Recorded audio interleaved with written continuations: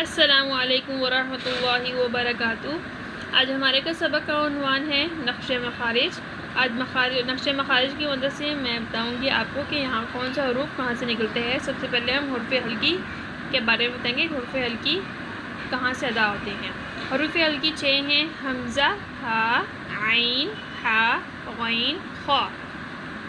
اب حروف ہلکی میں سے 2 حروف جو ہیں حمزہ، ہا، یہ ادا ہوتے ہیں اکسر حلق سے۔ اب جان لیجیے اکسر حلق کسے کہتے ہیں۔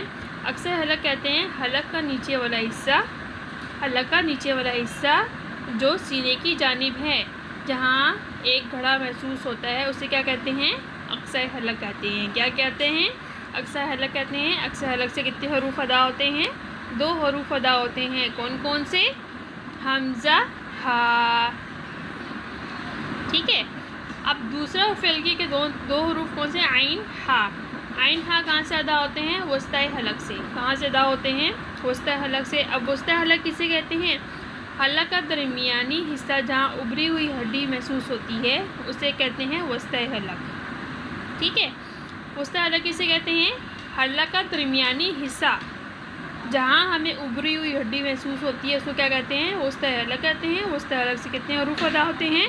2 حروف ادا ہوتے ہیں: عین، ہا۔ 2 حروف دوسرے کون سے حرف ہلکی کے؟ غین، خا۔ غین، خا کون سے ادا ہوتے ہیں؟ ادنی حلق سے ادا ہوتے ہیں۔ اب ادنی حلق کسے کہتے ہیں؟ حلق کا اوپر والا حصہ جو منہ کی جانب ہے۔ ٹھیک ہے۔ حلق کا اوپر والا حصہ جو منہ کی جانب ہے، اسے کیا کہتے ہیں؟ ادنی حلق کہتے ہیں۔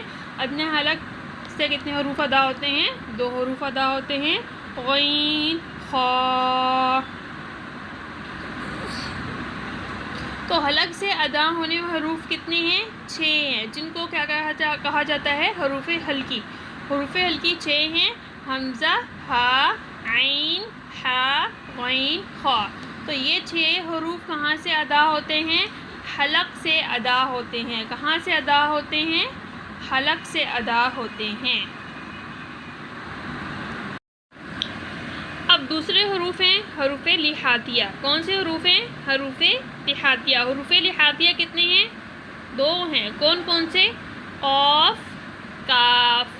اب حروف لحاظیہ قاف اور کاف کہاں سے ادا ہوتے ہیں؟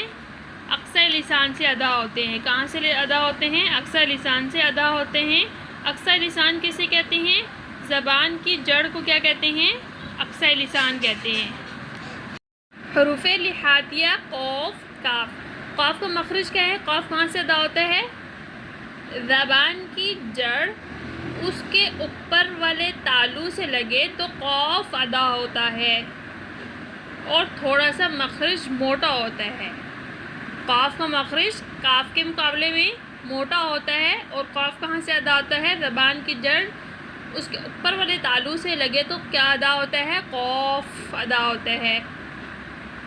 اور کاف کہاں سے ادا ہوتا ہے؟ کاف زبان کی جڑ اس کے اوپر والے تالو سے لگے تو کاف ادا ہوتا ہے۔